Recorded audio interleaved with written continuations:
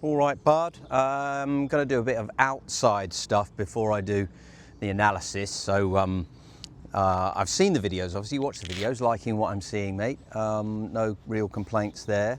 From the front on particularly, I'll reiterate this in a second when we look at a little bit more of a kind of analysis type thing. I'll stick a bit of software on you, draw a few lines and stuff. So yeah, just giving myself a primo little lie here. I'll hit a couple of chips for you. But we've got this handle leading forward thing, which is again consistent with the design characteristic of the golf club. You know, that lofted club invariably will have a forward leaning shaft. So I'm liking that. Head slightly in front, shaft leaning forward, so head and handle in front, bit of alliteration for you. Head and handle in front of the golf ball in the direction of play. Toes to target, which I like. You might get a little bit too close together with your feet, which sort of immobilizes you a little bit, but I want to go into a slight detail on that one. There's just one little quirk, little characteristic. If you watch the majority of really good chippers, they'll actually perhaps even go a little bit more forwards into the backswing. So you could start with your weight pressing more into your left foot, maybe more of a forward lean. Looks a bit like that already from what I've seen. You'll have to tell me about whether it's a conscious thought on your part. But that forward lean, I'm all in favour of, especially when you use a really lofted 60. I've got the 60 here. It'll come out quite low and quite spinny, but that's absolutely fine. You know, it's conducive to ball first and then turf if you do take turf. But speaking of which, probably the most overarching thing, loving the rhythm. I think from down the line, which I'll talk about in a sec, there's a few that go a little bit to the left from what I've seen. But other than that, there's a little bit of turf interaction. Now what I want you to recognise is that your centre of mass, it's going to be somewhere in between your armpits, straight down through the top of your head, round about here. If that goes downwards towards the ground, then the lowest point of your swing is going to be in the ground. You know, if I stand at my full height here and measure my head above the camera that I can see myself in, if I keep my head at the same height, how am I going to get the lowest point of my swing any lower than it is now? And it's not in the ground now. I'm simply arbitrarily swinging the club backwards and forwards, and it's not going to touch the ground. So if I put a bit more of a forward bend in, then I can measure pretty much reliably where the low point in my swing is going to be, and I'm not going to dig the ground. I will dig the ground if I keep moving towards the ground by dint of my knees collapsing or more forward bend as I go through. Things of that nature, maybe a combination of both of those things, then I've got problems digging the ground. But if my low point never actually is below ground level, I've got no such issues. So whenever you get a little whiff of hitting the ground excessively, even if it's after you've already hit the ball, then your low point was probably too low. Now, again, it doesn't matter too much if you hit the ball first and then dig the ground. So I'm not so concerned about that scenario, but what we're seeing from time to time is your club hits the ground before the ball. Now, the way I'll explain that, if you look, there's a little quirk from front on. Your right knee likes to sort of go downwards and a little bit forwards, but mostly downwards, almost like your right knee collapses a little bit. You can see the effect that has on my sternum, my central gravity. I collapse this consequently moves backwards and downwards, and that's why we get the low point happen before the ball. So we're noticing that we're colliding with the ground and we don't really want to be doing that, and then the club bounces off the mat and clips the ball, so we get something of a shot, but it's a bit unsatisfactory in terms of energy transfer because you get this unpredictable you get this unpredictable amount of energy into the ball. It's got to be a clean strike. We've got to make sure we hit the ball first. So what I'd like you to practice, and I'll show you this right now, is handle in front of the ball as before, head in front of the ball, really good stuff. Then we're going to put weight on your left foot, and you're going to keep your left foot pressing into the ground. But what I want you to feel is you try and maintain the flex in this right knee.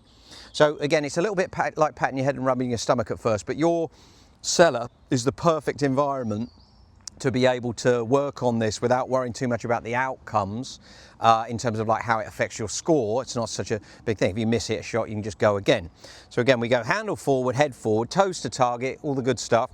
Weight on the left side, a little bit of a forward lean is fine. But the critical thing is if this right knee collapses, weight goes backwards and downwards. So that causes an issue. So we're going to keep the weight pressing into the ground on the left foot. I'm going to keep the flex in the right knee the same. So it's almost like your right knee occupies the same space. So from a side on view, we don't want that kicking forwards like this, and we certainly don't want this side of you collapsing and that moving backwards and downwards. So just a couple of little examples. Weight on my left side, that left knee will be super quiet. It'll probably feel like your backswing's a little bit pinched, but that doesn't really matter. We don't need a lot of rotation. I'll talk about the rotation through in a moment, but I do want that as well as a long-term goal. Weight on the left, passive right knee, really quiet right knee, no movement in that, it's just a slave to it. All right, and then we're back and we're through. All right, something like that. So I'll do a couple more.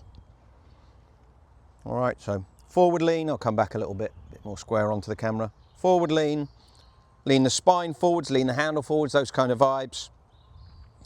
Right knee quiet, weight on the left foot.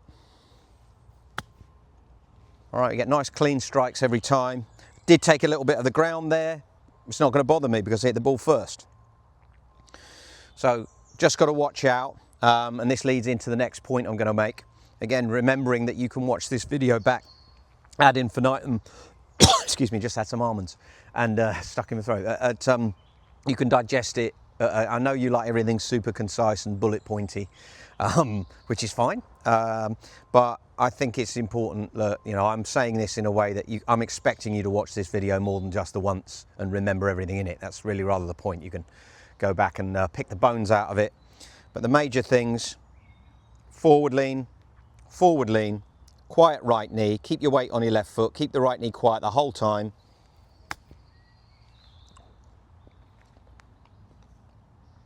See, no turf interaction there of any renown. So my swing, you know, not going downwards and not going backwards and downwards either, staying in the same place. Having fun now, enjoying that. One of the critical things, your swing could go downwards, but as long as you exit, you can keep the swing away from the ground. All right, so the rotation in the forward swing, very important. I'm just going to fetch my golf balls and then I'll chat to you about down the line in just a sec, because I think that's a better perspective to look at it from. Boom, we're back. Yeah, just going to send a few towards this flag. Now, what I was saying there about from the front on perspective, if your body keeps rotating, your left shoulder is going to get higher and higher and higher in relation to your right. Now, that will hyperextend your left side. Rather than moving upwards, sort of face on and up, it's just a constant rotation. Now, the beauty of that in this context is if you rotate through, what it will allow you to do is keep the handle feeling like it's ahead of the club head, and that will keep it on line for a kind of satisfactory amount of time. What we don't really want is the knee collapse, the flick of the hands early, because again, that throws momentum that way, sticks the club in the ground early doors. So when it's kind of, it gives away a guy's trying to get it up in the air. You got shit tons of loft here, loads of it. Even if you deliver this club super steep into the ball, you'll still have 30 odd degrees of loft, spin loft as they call it. So the loft on the club, my 60, pointing up into the sky, represented by my top finger. If the angle that I'm swinging down at might be, you know, as much as 10 degrees downwards, you're going to get a spin loft of around about 30 degrees, which is totally normal. So hitting downwards onto a ball is never a problem, never a problem. You know, there are situations where you might not want to hit down on it so much, but we'll worry about those in due course. For a stock chip, stock pitch, you can hit down onto the beast quite a lot and you've got no real problems. Now, again, if you think of the context of your body stops rotating, the club, you know, is chucked in early, that's when you get that sort of scoopy one that goes around and off to the left, you know, this way. Your arms will sometimes kind of find it difficult to swing through towards the target, so it just kind of makes for a bit of a messy scenario. What I want you to think and feel, and I'll show you from front on as well as from down the line, is I want you to feel like once you got this knack going, again, I won't repeat what I've just been saying about shaft lean and so on and so forth, when I was face on and chipping.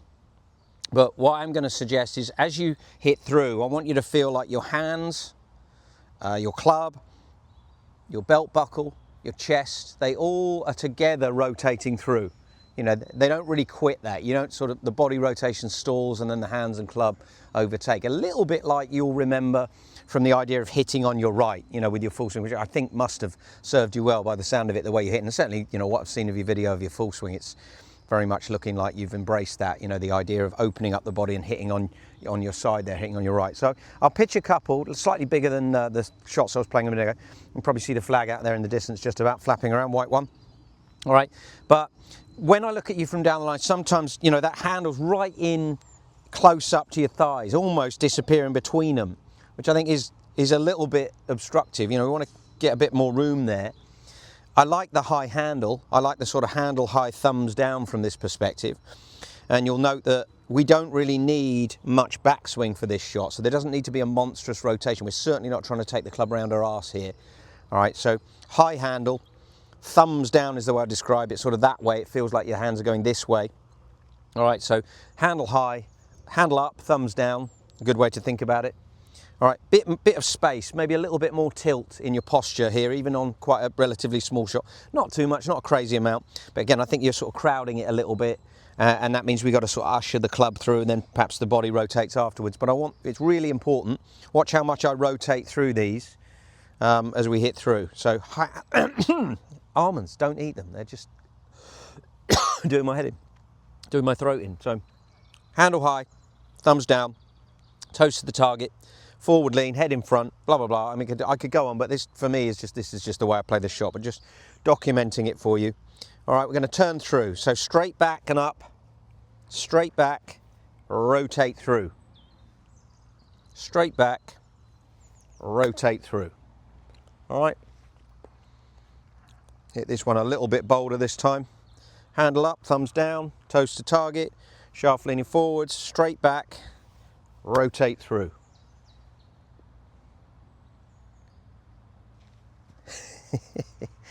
Zoom in on that one. Handle up, thumbs down, straight back, rotate through.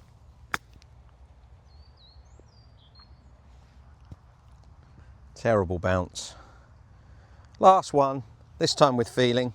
Handle up, thumbs down, bit of space between my body and my club. Straight back, rotate through.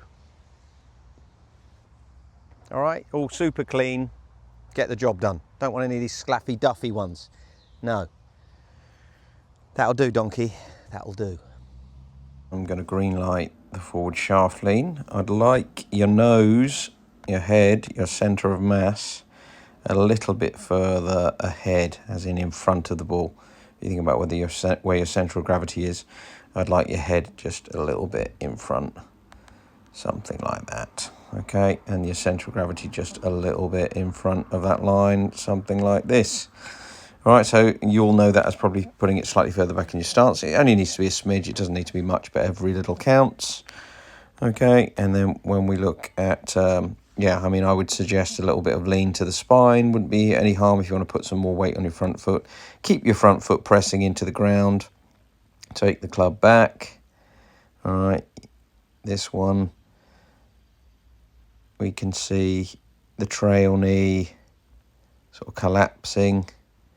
All right, and your head moving backwards and downwards, which isn't a problem if it exits quick. So sometimes you'll get away with it, but if you don't have your head moving backwards and downwards on the way through, which is why you drop kicked it a little bit. All right, so you can see your starting position of your head. And as you swing forwards, very common actually for decent players to sort of shift their weight a little forwards of the ball as they go back. So sort of a little bit of essence of that, but downwards and backwards with the head. And that's enough to just catch a little bit of turf before the ball, which is chronic. So you can see, you know, that front knee's moving sort of more towards the camera and collapsing a bit as we go. We want to keep that trail knee more or less in the same place as you chip. All right, and yeah, give that a little bit of a whirl and let me know what happens. So head slightly further in front, centre of gravity slightly further in front, weight on your left side, pressing into the ground, trail knee, staying calm all the way through. So that last one you claimed the front on image, that was one of your not so good shots. This is one of your better shots. And again, we might get away with it if we lose a little bit of height, but we gain it swiftly. we can get away with it. It keeps the swing away from the ground. We don't want the lowest point in this swing, which is around about there. We don't want it actually below ground level. So as long as you can lose height as you start the backswing, or as you start the forward swing, should I say, but as long as you rotate really well and keep out your own way, you should do okay. But we gave this one a bit of a thumbs up, so we like that one. But again, I would try and keep that trail knee a little bit quieter. If it does move at all, it moves towards the target and nothing but. But obviously this is a better one, so perhaps a little bit calmer in that. Loving the way the club moves directly upwards. You do carry your hands very close to your family jewels there, mate, which are probably redundant these days. You don't need those anymore. So I get why you might have your hands very close to, moving at speed, that close to the old jewellery. But I think you could probably do with a little bit more, kind of forward bend, a little bit more chest to the ground, and that would give your arms the ability to hang a little bit clear of the body if we were sort of a little bit more stooped over. Yeah, you know what I mean? So that's kind of that, really. But I love this kind of steepness in the backswing, and it's almost, quite a vertical angle of approach, which is really, really good in chipping. It's really what you want to be after. It's one of the reasons you would have clipped that one away quite nicely. Okay, bud?